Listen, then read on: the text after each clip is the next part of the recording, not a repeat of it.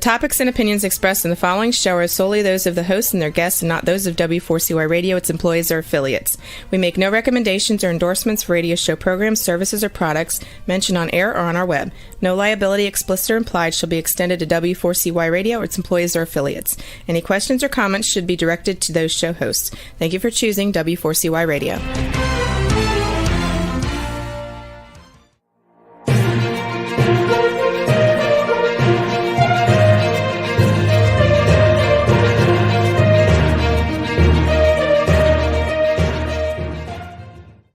Hey, welcome. Good to have you with us. Bill Martinez here. For more information on the show, you can check it out.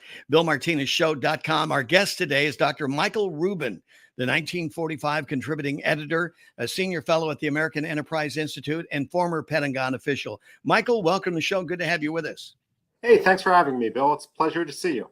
Well, I tell you, I always love it when you're on because you and I get an opportunity to talk about the emerging threats around the world and where America's position is in defending said threats, whether it's China, Iran, Russia, we got the Middle East boiling up. Our enemies are rising, and we wonder what's happening with, Secretary Blinken and the defense of our country and our interests. Absolutely. I hate to say it, but there's absolutely no shortage of threats. And the less we focus, the more they grow. Wishing these threats away simply doesn't do the trick.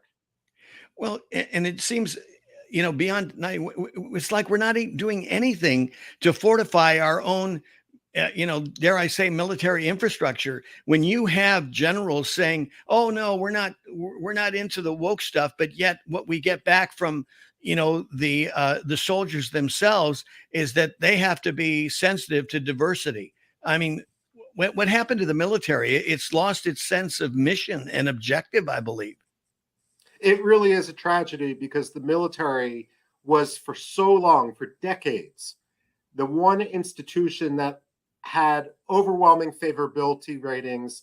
Americans of all stripes respected it, and it assiduously stayed out of politics, whether among Democrats, whether among Republicans. This tendency of letter signing by former generals or admirals to all sorts of things, using the military as an engine for social engineering. It really has ramifications far beyond what so many people may believe. Well, it appears, to your point here, Michael, that it's lost its direction and is out of its lane instead of focusing on why we have a military to begin with. I think you're absolutely right with regard to that. I mean, the fact of the matter is the threats we now face are grave and growing. Everyone can sense that. And sometimes I think, and I say this as someone who worked in the Pentagon at the beginning of the Iraq War, and there are parallels to what's going on now. Oftentimes, defense industry specialists, politicians want to focus on the minutiae and debate that endlessly, so that they can both feel that they're doing something and at the same time have an excuse to avoid the big picture items, which are the elephants in the room. Michael, how do we address this? I mean, it almost seems like the military industrial complex, which Eisenhower warned us about, has gotten so massive that it's like, trying to turn a boat in a bathtub here. I mean, it just seems so impossible.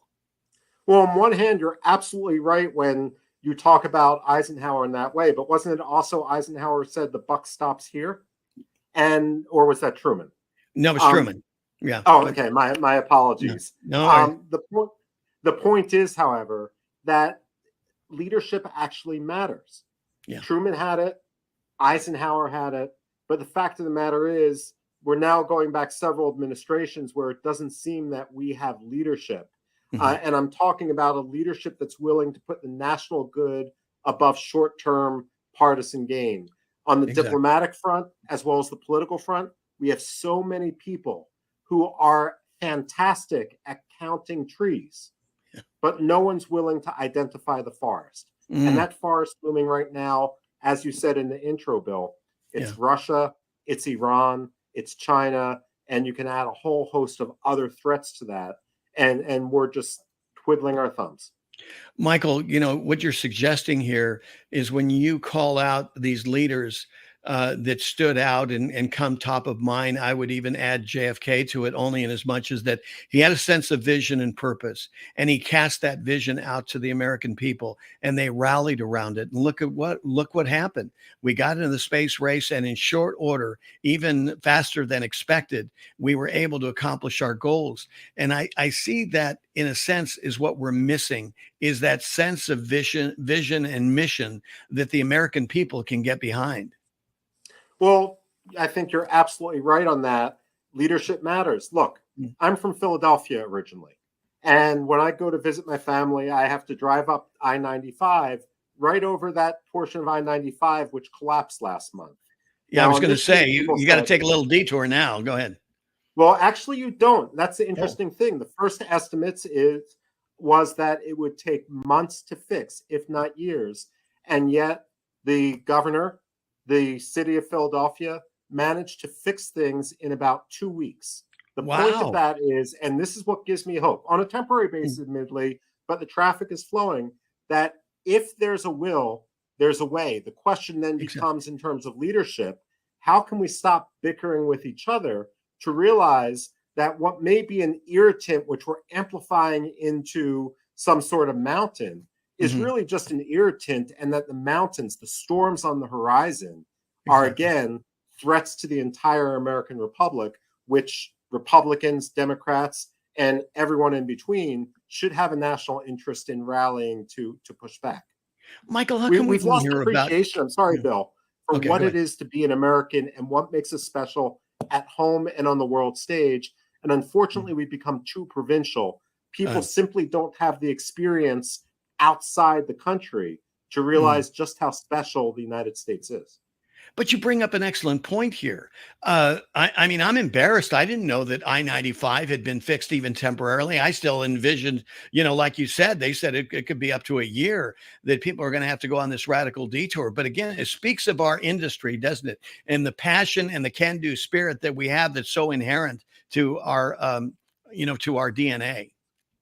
I absolutely agree with that. Unfortunately, it also speaks to, if you will, the commentary class, to especially the mainstream media, Bill, where Mhm. we're all happy to highlight the problems, but we don't highlight the examples when things work.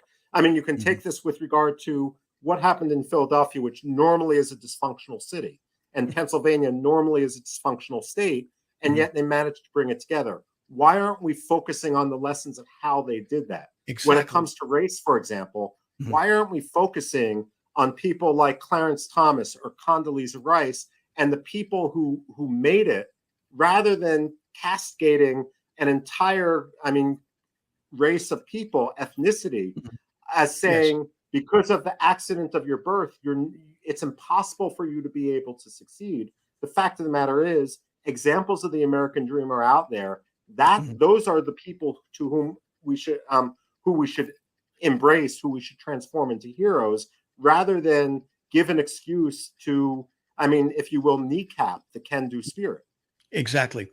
Well, and the thing is, the recent decision by SCOTUS on affirmative action, again, that brings back into focus your very point here, Michael, is that it's about merit.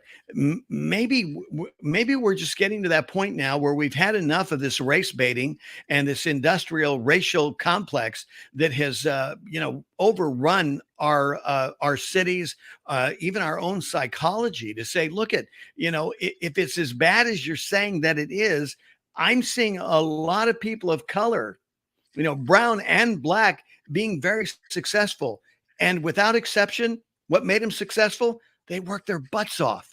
They worked hard. They were dedicated. They were honest people, and they're successful. Boy, I'll tell you, to me, that's an American tradition. Well, this is certainly something that you see when it comes to, for example, immigrants from Nigeria, Mhm. who are extremely overrepresented in academe, Yeah. in medicine, in our military, simply because of the culture of family, of working together, of that can-do spirit, as opposed to making excuses based on the color of their skin, because the color of their skin, I'm sorry, is black, and Yeah. they succeed because of it's what Martin Luther King Jr. said. It's the content of the character, not the color of the skin. Exactly. Got to go to break. More from Dr. Michael Rubin after this. Stay with us.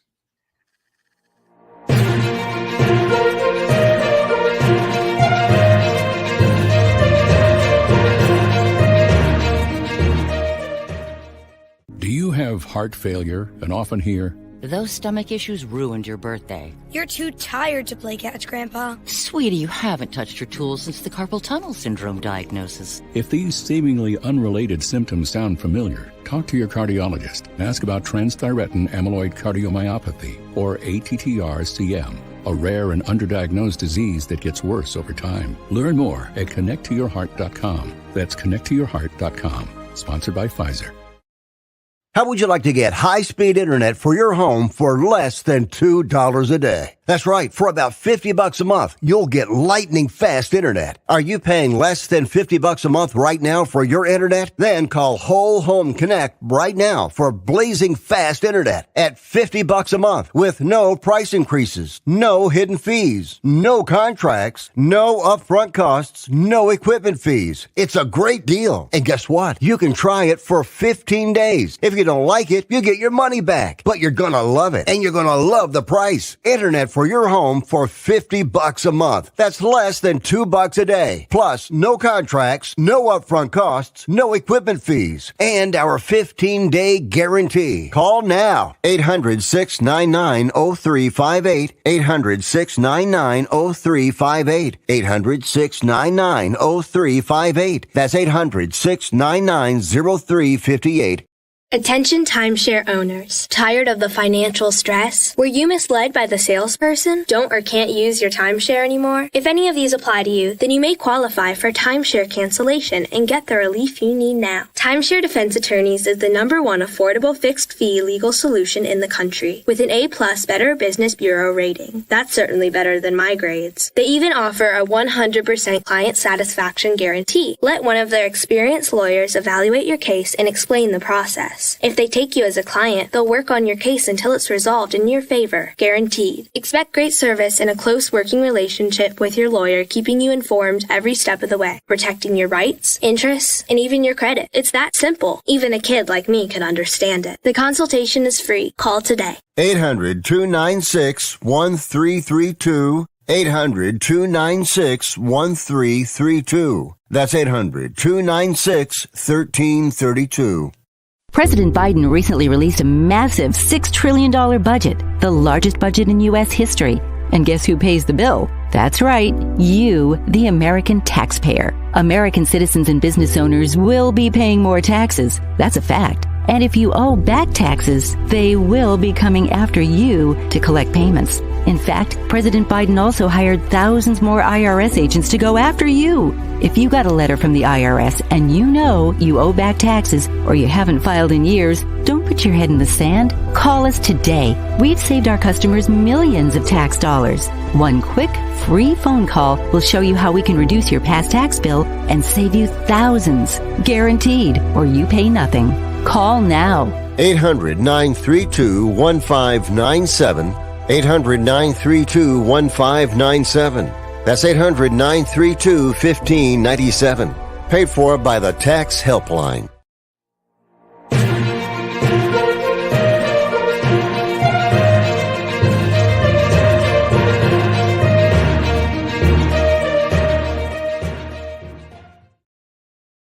Hey, we're back with you. Bill Martinez here, along with Dr. Michael Rubin, the 1945 contributing editor, senior fellow at the American Enterprise Institute, and former Pentagon official.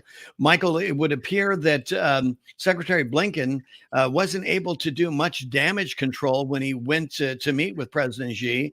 But we've got now Janet Yellen, the Secretary of the Treasury, doing some damage control to see if something can be done to repair some diplomacy here between the U.S. and China. Well, the danger right now is diplomacy for the sake of diplomacy, Bill. And we've got a situation that reminds me a little bit of the Kennedy-Khrushchev summit back in 1961, where Khrushchev only agreed to meet with Kennedy after he saw that he believed that Kennedy was weak and he could humiliate him further. We've really got to ask the question about whether meeting for the sake of meeting is worthwhile and what preparation is being taken in to make sure that we can actually negotiate from a position of strength. That goes back to your initial questions with regard to the our military, the state of our military, and the solidarity which we're willing to show on foreign policy. Unfortunately, we come off from the Chinese perspective as just flailing, and these sorts of visits can actually make the situation worse if they embolden China to believe that we're weak and that we don't have the backbone to do what it takes. Well, Michael, with your experience as the Pentagon official and what you've done, globally, and about this stuff, when you have officials, especially at this level, Janet Yellen meeting with President Xi, even with Blinken last time, we expected some takeaway. There was nothing that came out of there, and so to your point, it really adds to that perception of weakness that America has if it goes and has these meetings. And meanwhile, you have the president saying, "Oh, I'm going to meet with President Xi. He's not all that offended because I called him a dictator," and other stories. But this seems to be a little bit of a distraction, because I think that the problems that we have right now, Michael, unless I'm misjudging them, I think they're a lot more serious, that they really need, our president and their president coming together to have these discussions, not to have surrogates at this point. Well, on one hand, I agree with you. On the other hand, I'm going to push back on just one issue, Bill. The notion that somehow speaking truth in foreign policy should somehow be a sin. Now, Biden may have done it accidentally, and even a stop clock is right twice a day, as they say. Right. But yes. China is a dictatorship, and I think it's highly unlikely that Xi is such a snowflake that he truly took great offense at being called a dictator. We've got to stop falling into this trap where we tie ourselves into nuts over fake grievance because our enemies take advantage of us there. But I'm all for, as you say, having a head of state summit. But again, we've got to do it from a position of strength rather than weakness. We've got to do it when we've committed to build up Japan, build up India, build up Taiwan, rather than do it as if we're some serf who's coming to meet with the Chinese emperor. Michael, I'm a bit confused. Speaking of Taiwan, Joe Biden at one time said, "Oh yeah, we're definitely going to support Taiwan," and then all of a sudden it got really milquetoasty. And I got to tell you, if I was Taiwanese, it would have made me nervous because I felt like they abandoned me. Well, it was actually Groundhog Day because Biden has done it 4 times, and each time the White House walked back the statement, which raises questions again about who's really in charge in the White House. And that gives a fundamental question about the state of democracy in the United States. But let's put that aside for a second. You're absolutely right there. I mean, what I'm worried about is not the question of if China will make a push towards Taiwan, but when. Yes. And just one thing on Taiwan, because many Americans might say, hey, look, why is it our business anyway? The last time mainland China controlled Taiwan in any shape or form, the United States was still occupying Cuba as, if you will, a possession from the Spanish-American War. It's been that long. Put another way, China has only controlled Taiwan for about 15 years over the last 500 years. So what we're really seeing when it comes to Taiwan isn't China trying to reclaim some sort of lost territory, but rather a furtherance of a colonial action. Exactly. And then the question becomes, when and how are they going to be willing to stop? If we wanted to look at what's often called the 9-dash line, this map that gives China 90% of the South China Sea and is disputed by Vietnam, by Indonesia, by Brunei, by Malaysia, and by Taiwan, by the Philippines. That map is a complete work of fiction. Even Chinese historians have more or less said that. There is no, I mean, when China says, well, our fishermen have been there for hundreds of years, everyone's fishermen have been there for hundreds of years. Exactly. The point is, give an inch, they take 100 miles. This is why sometimes when faced with a bully, you got to stand up to them. Exactly. And I'm sorry, this is where I'll push back. Sending Joe Biden to bumble through Beijing isn't exactly standing up to them unless we're truly prepared.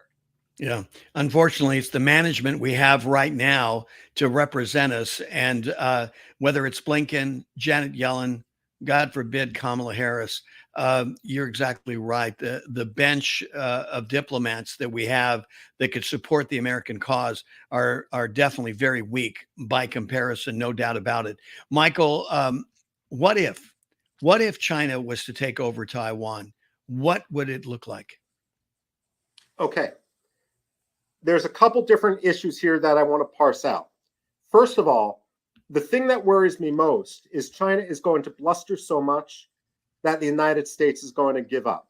That in effect, we are going to get bluffed. And the reason I say this is, number one, China hasn't fought a war since 1979 when they briefly fought Vietnam and they lost that war.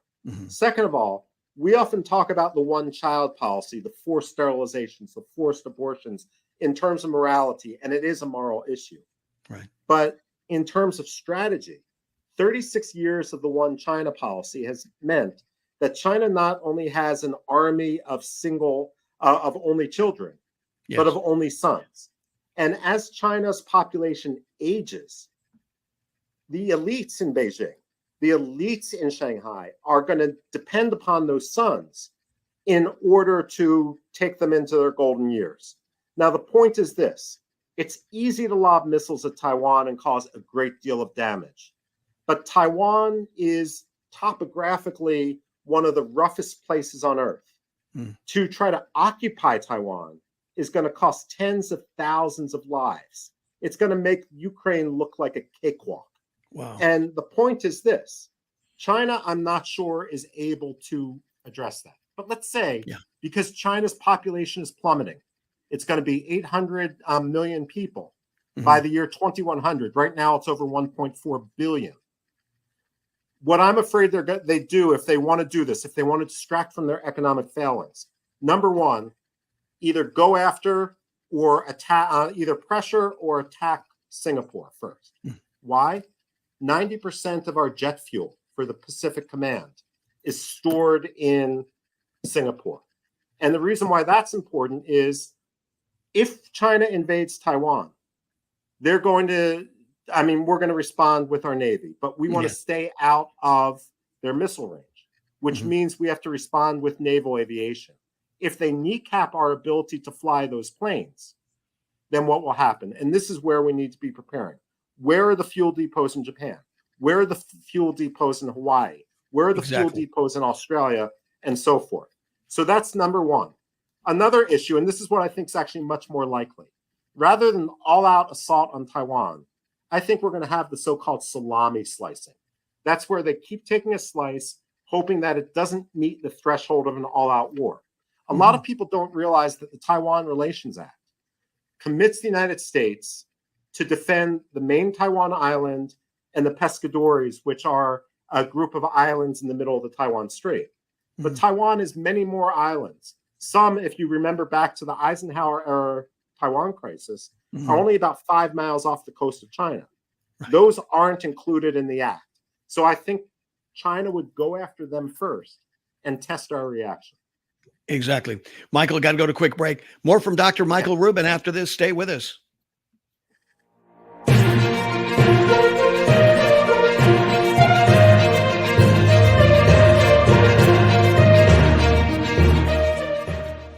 The FDA issued an import alert for U.S. Customs authorities to detain illegal, disposable, flavored nicotine e-cigarettes from foreign countries, including China. Rich Marianos is a former assistant director for the ATF, now with Georgetown University. These disposable e-cigarettes have become a real problem. It's encouraging to see the FDA act at the border, but our kids need them to take the next steps and remove these foreign disposables from the store shelves. They have the authority, and now it's time to act. Sponsored by the Border Security Alliance. How would you like to get high-speed internet for your home for less than $2 a day? That's right. For about $50 a month, you'll get lightning fast internet. Are you paying less than $50 a month right now for your internet? Then call Whole Home Connect right now for blazing fast internet at $50 a month with no price increases, no hidden fees, no contracts, no upfront costs, no equipment fees. It's a great deal. And guess what? You can try it for 15 days. If you don't like it, you get your money back. But you're gonna love it, and you're gonna love the price. Internet for your home for $50 a month. That's less than $2 a day. Plus, no contracts, no upfront costs, no equipment fees, and our 15-day guarantee. Call now. 800-699-0358. 800-699-0358. 800-699-0358. That's 800-699-0358. Would you like to hear better for as little as 10 cents a day? Now you can with the all-new Audien hearing aids. The average hearing aid lasts about 3 years. Ours, at only $99 a pair, means you're paying as little as 10 cents a day to hear better. And to make things even better, we'll give you a 45-day money-back guarantee. Skip the doctor and get hearing aids delivered straight to your door. We've eliminated all the middlemen to offer you a factory direct price of only $99 a pair. Join over 300,000 people just like you who took advantage of our 45-day trial offer. Now you can hear better too for just 10 cents a day. Call now and order your $99 pair of Audien hearing aids with a 45-day money-back guarantee. Plus, get free 3 to 5 day shipping. 800-577-5319. 800-577-5319. 800-577-5319. That's 800-577-5319. Attention timeshare owners. Tired of the financial stress? Were you misled by the salesperson? Don't or can't use your timeshare anymore? If any of these apply to you, then you may qualify for timeshare cancellation and get the relief you need now. Timeshare Defense Attorneys is the #1 affordable fixed fee legal solution in the country with an A+ Better Business Bureau rating. That's certainly better than my grades. They even offer a 100% client satisfaction guarantee. Let one of their experienced lawyers evaluate your case and explain the process. If they take you as a client, they'll work on your case until it's resolved in your favor. Guaranteed. Expect great service and a close working relationship with your lawyer, keeping you informed every step of the way, protecting your rights, interests, and even your credit. It's that simple. Even a kid like me could understand it. The consultation is free. Call today. 800-296-1332. 800-296-1332. That's 800-296-1332.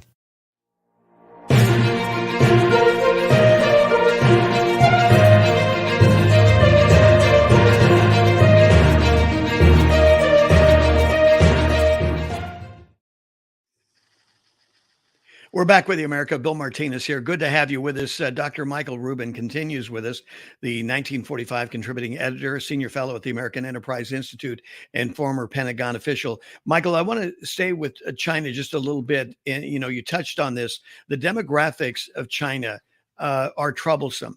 I think for the first year, in recent history, their population, well, the year before was static pretty much, but they're down about 0.2%. So they're on a decline. The other thing that they're realizing is that with the one child, two child, I think now it's up to 3-child policy, the first people to be aborted are female girls.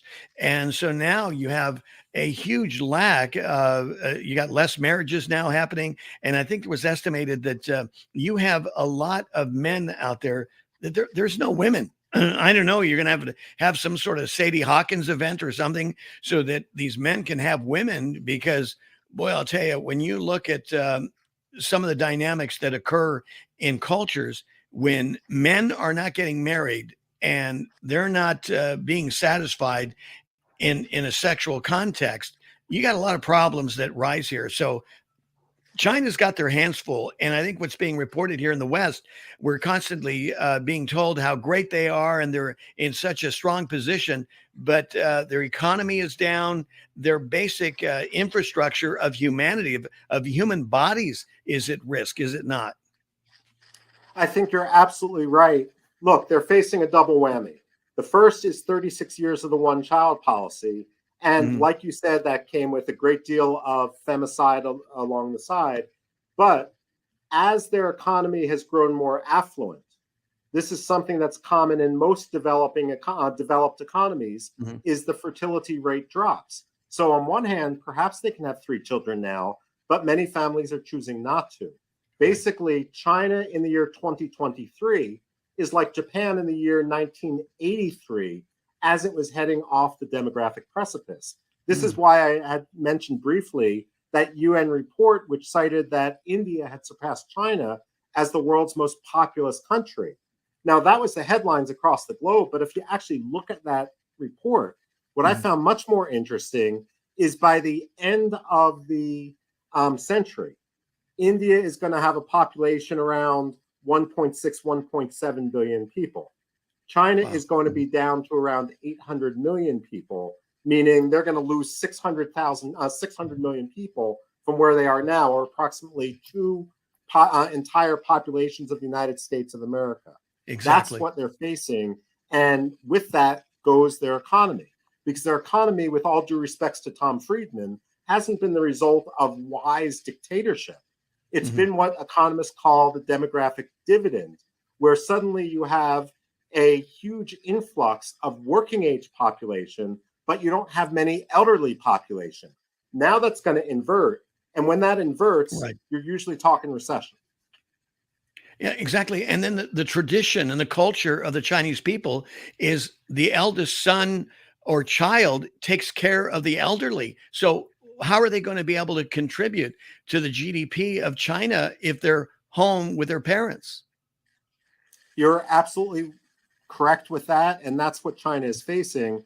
I mean, when I go to India, and I was on the Indian-Chinese border high up in near the Himalayas last fall, you know, what one Indian soldier said to me was the average Indian soldier has 4 siblings. The average Chinese soldier has none. I mean, this is what China is facing. And so this is what, I mean, I think we need to focus on. The question isn't the rise of China. It's not the China supplanting the United States. Rather, it's the fall of China and what that fall might mean. And there we have an example when it comes to Russia. As Russia's demographics, as its fertility have imploded, we see Vladimir Putin engaged in this adventurism to distract people by waving the flag. What would it mean if China did the same thing? One last point, Bill. Yes. If your viewers can imagine a map and they drew a circle around India and China, more people on this earth live inside that circle than outside that circle. We've never really had a major war, at least since 1979, inside that circle. What would be the economic ramifications of such a war, even if the United States wasn't directly involved? Michael, you know, you bring up such an excellent point, and it makes me wonder. I mean, right now we got globalists with their mission and their objectives that they're looking at. Is there anybody is looking at what you just laid out?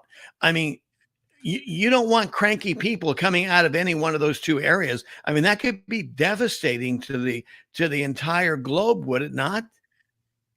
Well, I think you're absolutely right on that, Bill. The short answer is yes, people are thinking about this. They're thinking about this in the think tanks. They're thinking about this on the country desks and in the intelligence community, and yes, in the military.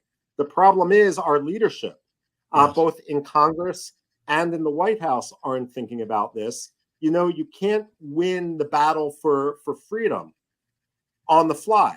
You've got to plan, and we're not planning. Right. It's like we're in a slow motion train wreck. Everyone can see it coming, and we're doing nothing to hit the brakes. Well, I guess what you're saying is something that in my gut that I've sensed is that we're not very proactive these days. We seem to be more reactive.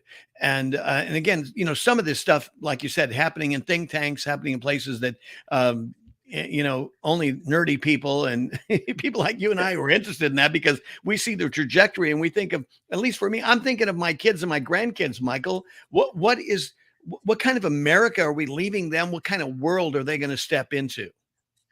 Well, you say proactive, and I agree with you. I say serious, and we're not showing a great deal of seriousness. We're kicking the can down the road in a way that is wholly irresponsible. for the next generations. Yeah. There's no other way to put it. Exactly. Well, you bring up Russia and Ukraine. Here it is. This is just the war that will not end here. And Donald Trump has said, look, give me 24 hours. I could fix this thing. And of course, other strategists kind of mock that. But I'm not hearing any other alternative other than, hey, let's just keep giving Ukraine billions of dollars to defend themselves. Well, the first thing, Bill, is I think we need to step back and ask what our end goal is. Amen. Is it simply to allow Ukraine to stand up to Russia, or is it to allow Ukraine to win? Mm-hmm. And what would be highly unfair is simply to dribble out weaponry to Ukraine, expect Ukrainians to die for a fight where we're not serious about allowing Ukraine to win. So either we commit ourselves to a Ukrainian victory or we stop treating the Ukrainians unfairly. Mm-hmm. I hope Ukraine wins this war. What I'm afraid of, though, is we've descended into a frozen conflict in which neither Russia nor Ukraine are going to be able to win, but too many people have too many outside powers have a interest in continuing this fight. Exactly. Ultimately, I think peace is only going to come to Ukraine when Vladimir Putin dies. Right. Sadly. Well, whatever it takes. But the other thing that we're looking for here, going back to what we talked about earlier, Michael, and that is that where's the visionary? Who is the congealing leader to come in and bring NATO together? Because it seems that NATO has a lot more to lose than America if Russia was to win over Ukraine. Well, I think that you're absolutely right there. And look, the silver lining to what we've seen over the last year and a half in Ukraine is the fact that Europe is a lot more serious than it was just a few years ago. Europe may have been serious after World War II. It may have been serious at the height of the Cold War. But European leaders had lost their sense of seriousness. Now they've regained that. And the European public has as well. Unfortunately, NATO structure, as it's expanded, perhaps for the sake of expanding, isn't capable of addressing perhaps what its core mission needs to be. And that's because it's taken on countries like, some smaller countries. When we see the infighting between Turkey and NATO applicant Sweden, we're again losing sight of the forest for focus on trees. Exactly. Time to go to break. More from Dr. Michael Rubin after this. Stay with us.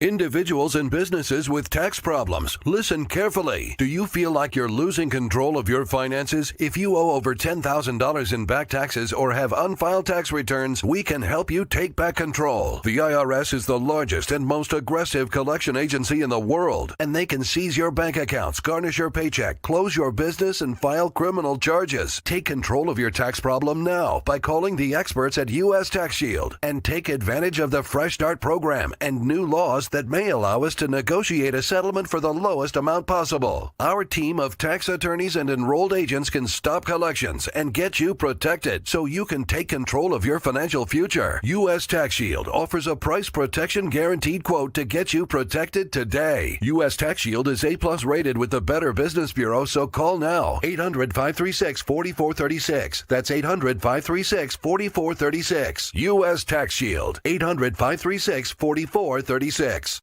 How would you like to get high-speed internet for your home for less than $2 a day? That's right. For about $50 a month, you'll get lightning fast internet. Are you paying less than $50 a month right now for your internet? Then call Whole Home Connect right now for blazing fast internet at $50 a month with no price increases, no hidden fees, no contracts, no upfront costs, no equipment fees. It's a great deal. And guess what? You can try it for 15 days. If you you don't like it, you get your money back. But you're gonna love it, and you're gonna love the price. Internet for your home for $50 a month. That's less than $2 a day. Plus, no contracts, no upfront costs, no equipment fees, and our 15-day guarantee. Call now. 800-699-0358. 800-699-0358. 800-699-0358. That's 800-699-0358. If you're living with diabetes and using insulin, you know the pain of pricking your fingers over and over again. Ouch! Well, by wearing a small remote device called a continuous glucose monitor, or CGM, you can reduce the pain of pricking your fingers. If you administer insulin 3 or more times per day or use an insulin pump, call now and learn how a CGM can help you. Painless. No more pricking my finger. No finger pricks. Convenience. They delivered it free and they took care of all the paperwork. You can reduce pain right away. Plus, it's accurate, easy to use, and helps you spend more time in range. And if you have insurance, you can get a new CGM at little or no out-of-pocket cost. Call now and get free shipping of your new CGM. Plus, we'll bill your insurance for you. 800-823-9853. 800-823-9853. 800-823-9853. That's 800-823-9853.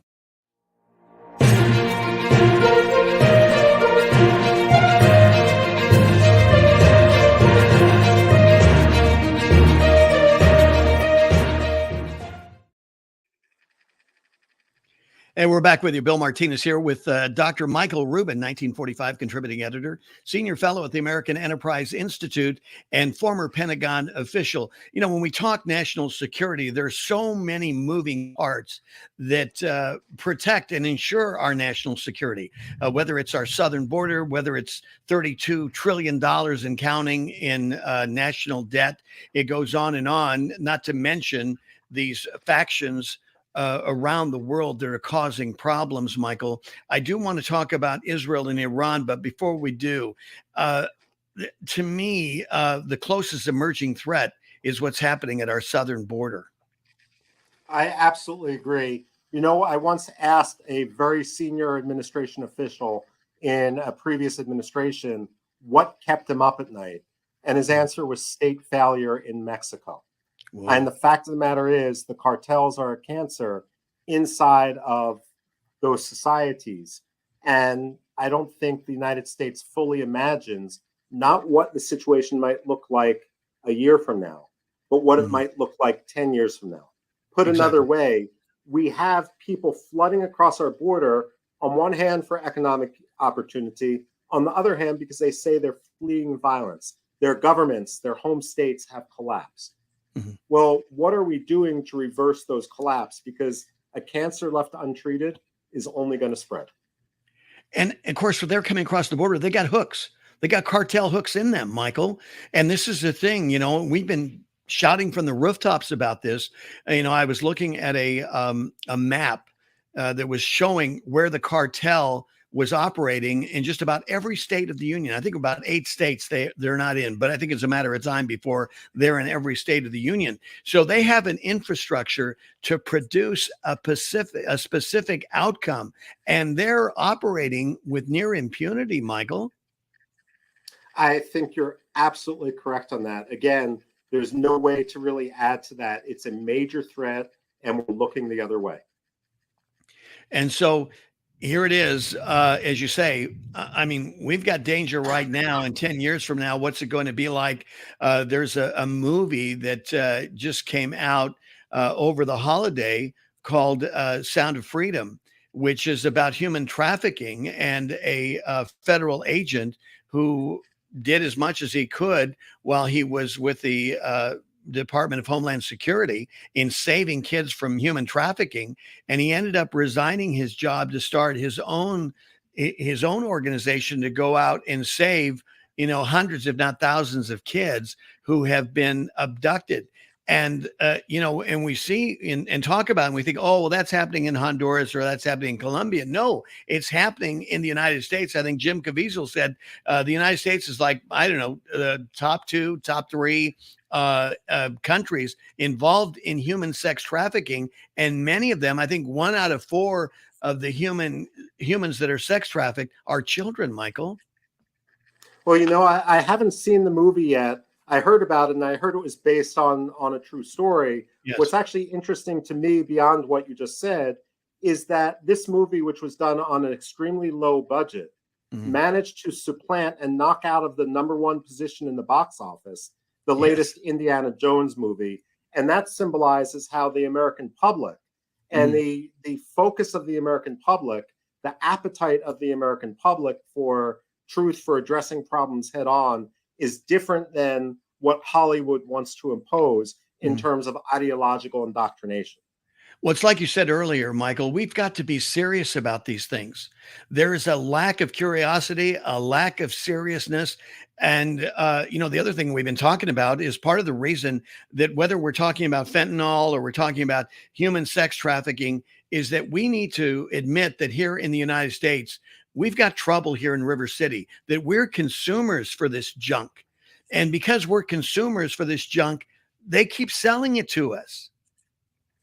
I think you're absolutely right. And on one hand, you're absolutely right. On the other hand, a number of corporations are starting to wake up to the fact that the American public's appetite for having various ideologies and things imposed on us is stepping back. It's July. June's Pride Month is over. I have a modest proposal. Let's get rid of all these months. Yes. And the fact of the matter is, we're all Americans. I tend to be a social libertarian, to each his own. We're a tapestry that makes the country better together, but that doesn't mean that we have to be engaging in sort of exercises which divide. Exactly. And that's what it does. It divides. It doesn't unite us. You're exactly right. I mean, to me, when you said that, I'm thinking affirmative action. Let's get rid of it. Let's level the playing field for everybody. Every day can be a holiday if you're an American, here in this country. Why not? Right? Well, I think you're absolutely right. I mean, the irony of the affirmative action issue is that most African Americans, most Hispanics, most Asians, most minorities disagree with affirmative action. They want it to be merit-based. It reminds me of the whole Latinx controversy, where when Latinos were polled on this, I think 2% were in favor of the term, and yet we're trying to impose it on people. I mean, we've got to stop this nonsense. Exactly. Well, 2% may be in favor, but I'll tell you, the other 98%, Michael, not happy at all. No bueno whatsoever. I mean, they were upset and insulted, and rightfully so. And that's why it went away so quickly, You're absolutely right. Well, look, it corrupts the culture. I mean, the culture, sometimes languages have gender, sometimes they don't. The fact of the matter is, it's what makes us richer. Yeah, without a doubt. Michael, for me, and we've talked about this for a long time. When I think of the Middle East, I think of Israel. Like it or not, Israel is the center. To me, that is the focus. I look at it in terms of, according to God's prophetic clock, Israel is where God's clock is at. So I look at what's happening in Israel and how that's affecting the Middle East. And right now you've got Iran again, saber rattling. Well, they're more than that. I mean, they're rattling, nuclear options here. And you and I had this conversation a couple of years back. And at the time, Israel was going to have to rely on one Barack Obama to help them to do something about these nuclear centrifuges that were building up in Iran. But I don't think Israel's going to wait anymore. Do you? I don't think Israel can truly wait or rely on the United States. Some analysts say, well, if Iran gets 20 kilograms of 90% enriched, highly enriched uranium, they could build a bomb. Let's not forget that at Hiroshima, the bomb was only around 75 to 80% enriched. We can't force ourselves to assume that the perfect is going to be the outcome rather than, from the Iranian standpoint, the good. We're vulnerable to dirty bombs right now. The Iranian problem isn't going away. And a year ago, we were talking about, or almost a year ago, we were talking about the protests across Iran. The fact of the matter is, they're saber rattling because they're afraid of what might happen domestically. And this is the same sort of concern, same pattern we see in Iran that we've seen in Russia and we see in China. We need to be very worried right now. Perfect Well, stuff. Michael, I cannot thank you enough for coming on the show. I always appreciate your insight and being able to kind of give us a lesson as to what's happening on a national security level. And, I appreciate your candor and certainly your experience, because you bring a lot to bear on this topic. And I know our audience is blessed for your time. I appreciate it. Thank you, sir. Thank you, Bill. Well, Dr. Michael Rubin has been our guest, the 1945 contributing editor, a senior fellow at the American Enterprise Institute, and former Pentagon official. Thank you, Michael Rubin. Thank you, ladies and gentlemen, for sharing a part of your day with us. And we look forward to getting together once again as we continue to pursue the truth, no matter where it leads. May God bless you and keep you and make his face shine upon you. Go and be blessed beyond your imagination. Thank you for being with us.